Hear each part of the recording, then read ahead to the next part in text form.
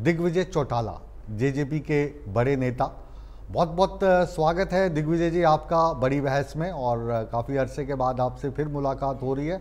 और आप उसी अवस्था में दिख रहे हैं, मुझे गाड़ी में ही सफ़र करते दिख रहे हैं, लेकिन गाड़ी रोक लीजिएगा ताकि बात इत्मीनान से हो जाए, ये मेरी आपसे गुजारिश है। हाँ बिल्कुल, मैं बिल्कुल आपकी बात समझ रहा हूँ, और मैं माफी चाहूंगा कि मैं समय रहते किसी ठिकाने पर नहीं पहुंचा। मैं रास्ते में ही था क्योंकि इलेक्शन का टाइम है और देर रात हो जी, जाती है। तो तो आपने बस मुझे 5 बुलाया मिनट के इसके लिए लिए आप गाड़ी प्रत्यावर्तन। रोक लीजिए, उसके बाद फिर हम आपसे जब पहुंच जाओगे तो दोबारा फ़ोन पे बात करेंगे। जी नहीं, बस मैं पहुंच जी गया हूँ। आप नेटवर्क जारी रहेगा। जी। तो मेरा पहला सवाल ये है दिग्विजय जी, कल भी हम बातचीत कर रहे थे, तो जो जेजेपी के हमारे प्रवक्ता थे चौधरी साहब, वो थोड़ा सा बुरा भी मान गए थे। सवाल ये है कि अभी चुनाव से पहले जो अपने सीपा सलार थे, 6 ने पार्टी से किनारा कर लिया। इस चीज़ को आप किस तरीके से देखते हैं और पार्टी की रणनीति क्या है? संगठन जो होता है राजनीति के अंदर, सबसे बड़ी बात संगठन है। और संगठन जननायक जनता पार्टी का यूं मजबूत है, बल्कि और ज्यादा संगठित, और ज्यादा मजबूत पहले से हुआ है। और नेताओं का आना जाना चला रहता है। चौधरी देवीलाल जी ने बल्कि उनके बारे में तो ये परिचित है कि वो स्कूल ऑफ पॉलिटिक्स के वो रहे, जिसमें बहुत सारे लोग उनसे राजनीति सीख के आगे बढ़ते रहे। तो अच्छी बात है, हमारी इस पाठशाला में भी कुछ लोग आए जिन्हें जिन्हें जिन्हें एमएलए का तगमा मिला, और वो लोग चले गए, मगर ये कोई चिंता का विषय नहीं। आपकी और हमारी जो दोस्ती है वो बहुत पुरानी है, तो अभी मैं आपसे ये पूछ रहा हूँ सीधा सीधा कि अभी जो 2019 में जो पार्टी की हवा थी, 10 आप विधायक जीत कर आए, एक बड़ी बात थी, नई पार्टी थी। अब क्या हालात हैं 2024 में, कहाँ पर खड़ा देखते हैं आप अपनी पार्टी को?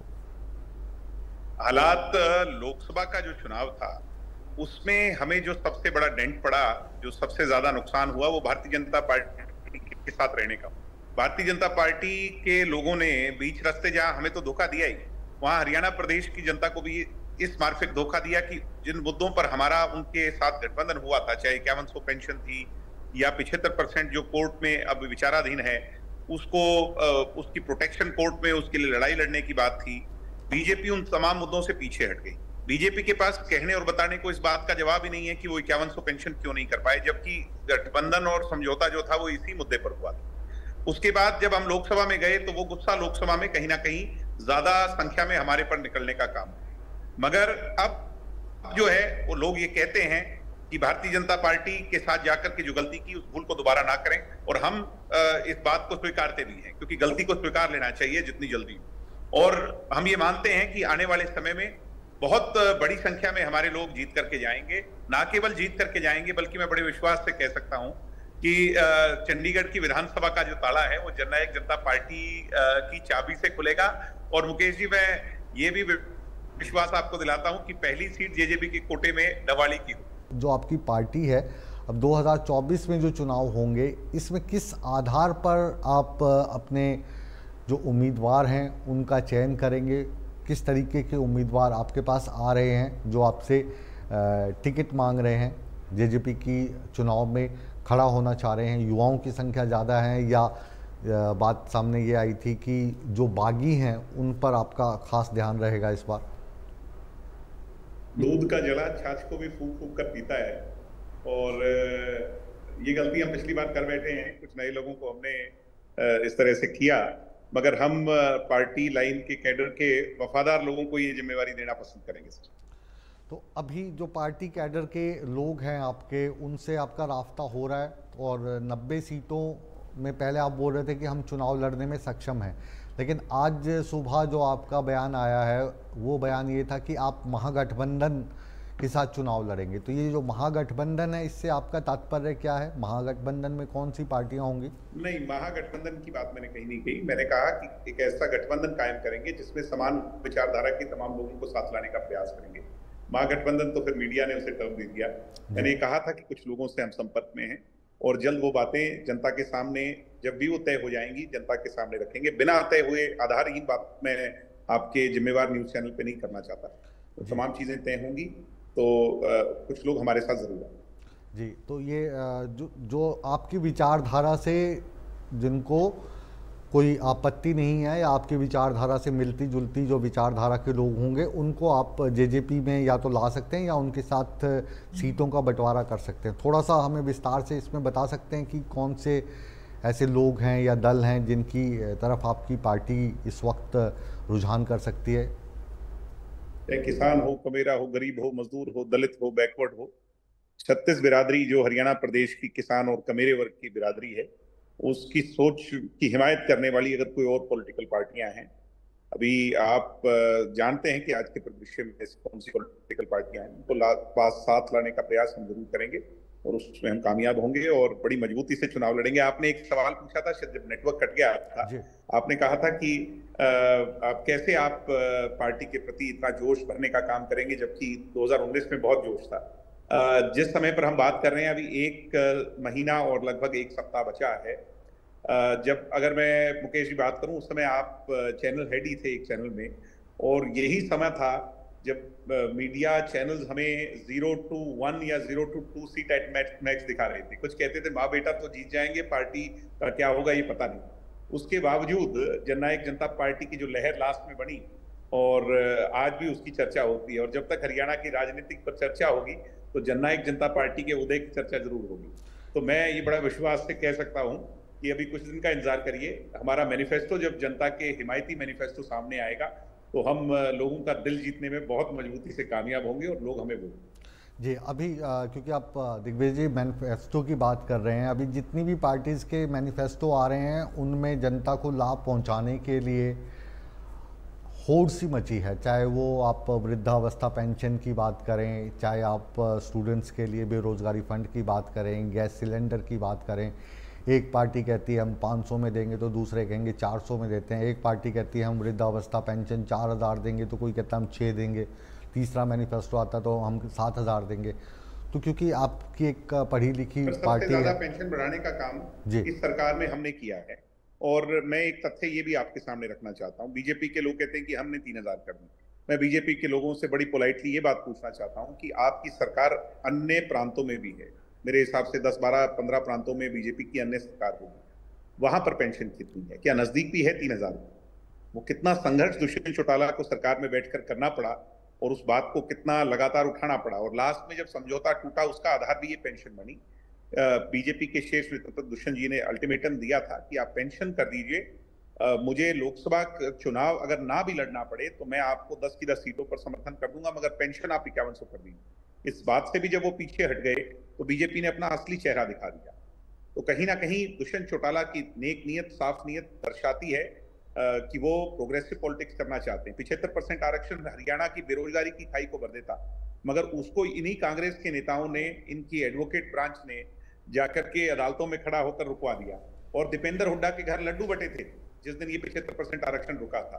तो शर्म आनी चाहिए ऐसे लोगों को, जिन 75% जैसे कानून से लोगों को फायदा होना था। वहीं महिलाओं को अगर आज 50% आरक्षण दिया, महिला आधी सरपंच चुन करके आई हरियाणा में। आप किसी भी गांव में जाएं, हर ऑल्टरनेटिव गांव के अंदर एक महिला सरपंच जरूर मिलेगी। और वो आज शायद लोग इस बात की चर्चा मत करें, मगर पेंशन जब चौधरी देवीलाल जी ने शुरू की थी उसके बाद उन्हें पॉलिटिकल खामियाजा बाद में भुगतना पड़ा था, मगर आज तक भी पेंशन को लोग याद करते हैं कि पेंशन चौधरी देवीलाल जी की सबसे बड़ी देन है। मैं ये कह सकता हूं कि भविष्य में जब भी राजनीति पर चर्चा होगी और महिलाओं की चर्चा होगी तो दुष्यंत चौटाला को याद किया जाएगा, जिसने 50% आरक्षण पंचायती राज विभाग में इनको दिया। किसान की फसल सीधे एमएसपी पर खरीदने का काम और 16 फसल पर एमएसपी। कोरोना काल के अंदर 1100 से ज्यादा नई मंडियां और खाते में पैसा। सर मैं मुकेश जी एक बात कह सकता हूं, दीन बंधु सर छोटू राम इस बात पर लड़ाई लड़ी, उनने सारी उम्र, टिकैत साहब ने लड़ाई लड़ी, चौधरी देवीलाल जी ने सारी उम्र इस बात पर लड़ाई लड़ी कि खाते में सीधा पैसा जाना चाहिए, बिचौलिया सिस्टम खत्म होना चाहिए। हमने सबसे पहले कर करके दिखाया। तो काम बहुत किए, मगर हम बदनाम ज्यादा इसलिए हो गए कि हम बीजेपी के साथ थे और कांग्रेस के लोग बार बार यही चीज कहते रहे कि ये बीजेपी के साथ क्यों चले गए। हम गए तो 10 सीट हुड्डा साहब को भी हमने ऑफर किया था, मगर वो मैथमेटिकल इक्वेशन लोगों को नहीं बताते, वो छुपते घूमते थे। आज जो हुड्डा जी कहते थे कि आज हम दोनों आमने सामने हैं, और दिग्विजय क्योंकि ये वाली बात आपने मुझसे कही थी, आपको भी याद होगी कि जो कांग्रेसी हैं उनके घर तो हम चाय भी नहीं पीते, लड़की भी नहीं ब्याते। ये बात आपने मेरे से कही थी।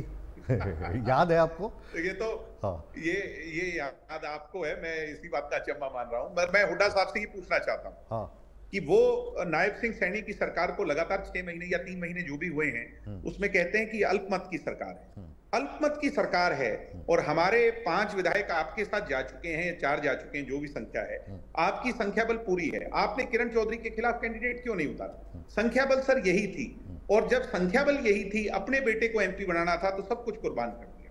मैं और मेरा से आगे वो बढ़ ही नहीं पाए। आज जब कोई किसान की बेटी या खेल खिलाड़ी, चाहे विनेश फोगाट की बात कर लूं, आज उन्हें घर पर बुलाकर चाय पिलानी तो याद है, मगर विनेश फोगाट को राज्यसभा भेजने की बात पर चुप हो जाते हैं, कहते हैं कि विधानसभा लड़वा देंगे। अरे जब नंबर आपके साथ है, सेंटिमेंट विनेश के साथ है, तो उसे चुनाव क्यों नहीं लड़वाया? दिग्विजय जी, तो जवाब नहीं होता था। और विनेश फोगाट की जो उम्र है ना, वो भी राज्यसभा के कैंडिडेट के तौर पर अभी मेरे ख्याल से 6 दिन कम है, तो इसका मुद्दा क्यों बनाते हैं? हाँ। नहीं, विनेश फोगाट की उम्र कम हो सकती है, मैं मान सकता हूं, 4 दिन कम है, मुझे जो ज्ञान है, मगर और भी तो बहुत सारे कैंडिडेट्स हैं, ऐसे लोग हैं जो सामान्य तौर पर सब लोगों को एक्सेप्टेबल है। उन लोगों को आगे क्यों नहीं किया? कम से कम प्रयास क्यों नहीं किया? हार और जीत 2 पहलू हैं। अब हुड्डा साहब जब चुनाव लड़ेंगे विधानसभा का, तो उनके सामने कोई और दूसरा भी चुनाव लड़ेगा, ये सोच करके थोड़ी लड़ेगा कि हार और जीत होगी। इसका मतलब भारतीय जनता पार्टी के सेंट्रल ऑफिस के आदेश को तो वो मानते हैं, कांग्रेस पार्टी को नहीं। शाही कांड किसने किया? एक चीज मैं और आपसे ईमानदारी से सोचूंगा, क्योंकि आप हमेशा ईमानदारी से जवाब देते हैं। जो विनेश फोगाट है, ये ओलंपिक्स में गई, 100 ग्राम इनका वजन ज़्यादा हो गया, रूल्स के मुताबिक ये इनको मेडल नहीं मिला, जिसका हर भारतीय को दिल से दुख है। उनमें से मैं भी एक हूँ, आप भी एक हैं, और जिन्होंने उनको ये शिक्षा दीक्षा दी वो भी हमारे बहुत अच्छे दोस्त हैं, महावीर फोगाट जी, उनको भी दोष है, उनको भी बहुत दुख है, कोच को भी दुख होगा। ये विनेश फोगाट जो हैं हमारी देश की स्टार बनी है, इसमें कोई दो राय नहीं है। लेकिन बाकी जो खिलाड़ी जीत कर आए हैं, चाहे उसमें स्वर्ण पदक हासिल नहीं कर पाए, भाला फेंकने की जो प्रतियोगिता में थे नीरज चोपड़ा, उनको लेकर ये राजनीति नहीं हो रही है। जो सरबजोत हैं वो भी सिल्वर मेडल लेके आए, मनु भाकर को कोई नहीं कहता कि इनको राज्यसभा भेज दो। तो ये जो विनेश फोगाट को राज्यसभा भेजने की बात हो रही है, ये क्या वोटों का पोलराइजेशन हो रहा है? जाट नॉन जाट वोटों का पोलराइजेशन की बात, वोटों की पोलराइजेशन की बात नहीं है। विनेश फोगाट का जब पैर टूटा था, आपको याद होगा रियो ओलंपिक्स में, तो हम स्टूडेंट पॉलिटिक्स करते थे, मैं इंस्टू का प्रधान था, और मुझे अच्छी तरह याद है कि अनिल विज जी उस समय स्पोर्ट्स मिनिस्टर थे, और उन्होंने साफ इनकार कर दिया था कि मैं कोई मदद नहीं करूंगा क्योंकि ये मेडल जीत कर नहीं आई है, चोट लगना खेल का एक हिस्सा है। तब हम लोगों ने सबसे पहले विनेश को उसका स्वागत किया, और बच्चों ने, मैं ये इसमें कोई अपनी पीठ थपथपा नहीं रहा, मेरे संगठन के बच्चों ने 11 लाख एकत्रित कर करके सबसे पहले विनेश को, और उस समय इकलौता सम्मान दिया। विनेश फोगाट ने देश का नाम ऊंचा किया, वो संघर्ष करती हुई, लड़ती हुई, उनके साथ जाए जो भी हुआ, बट इनजस्टिस हुआ, ये हम सब लोग मानते हैं। तब ना भूपेंद्र हुड्डा थे उस समय, ना दीपेंद्र हुड्डा थे, मगर आज उनको राजनीति करनी है, ये उनकी इच्छा है, आज उन्हें टिकट देनी है। मगर जब बात इस बात की छिड़ी थी, उन्होंने कहा था मेरे पास संख्या बल होती तो मैं दे देता।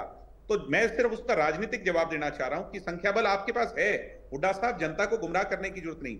और आपने अन्य खिलाड़ियों का नाम लिया, मैं तो इस बात का भी एंडोर्स करने वालों में से सबसे पहले था कि आप क्यों नहीं किसी खिलाड़ी को आगे करते, क्यों नहीं किसी आर्टिस्ट को आगे करते, क्यों नहीं हरियाणा का नाम किसी विभिन्न क्षेत्र में चमकाने वाले व्यक्ति को आगे कर करके एक प्रयास करते और बीजेपी के असली रुख को देखना चाहते।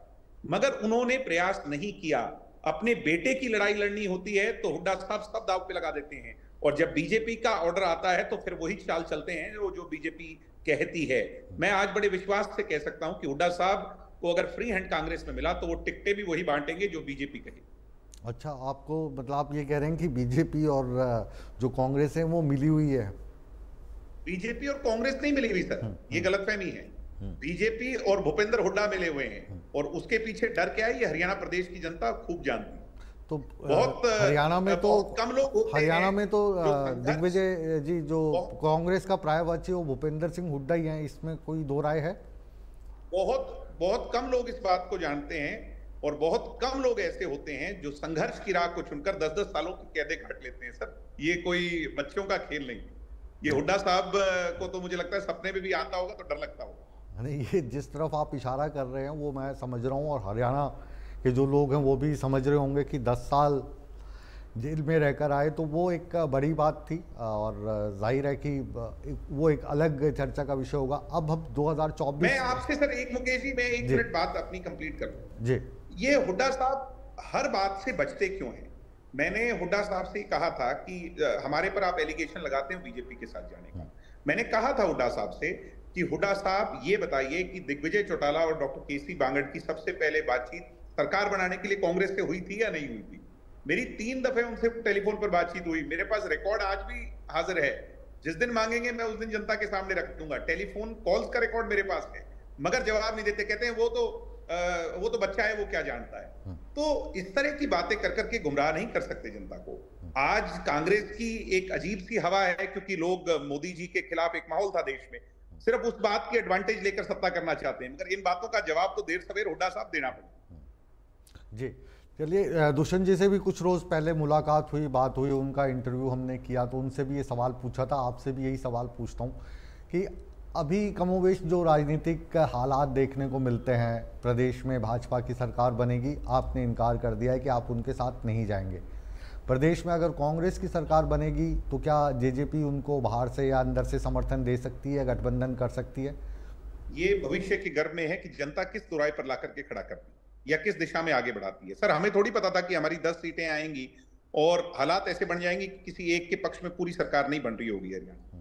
और उस समय की बात मैं कर रहा हूं कि हमने हुड्डा साहब को बीजेपी से पहले ऑफर दिया था, और बात करने वालों, मध्यस्थता करने वालों में मैं था और डॉक्टर केसी बांगड़ थे, हमारी पार्टी के सीनियर नेता है। मगर उस समय हुड्डा साहब बैकआउट कर गए थे।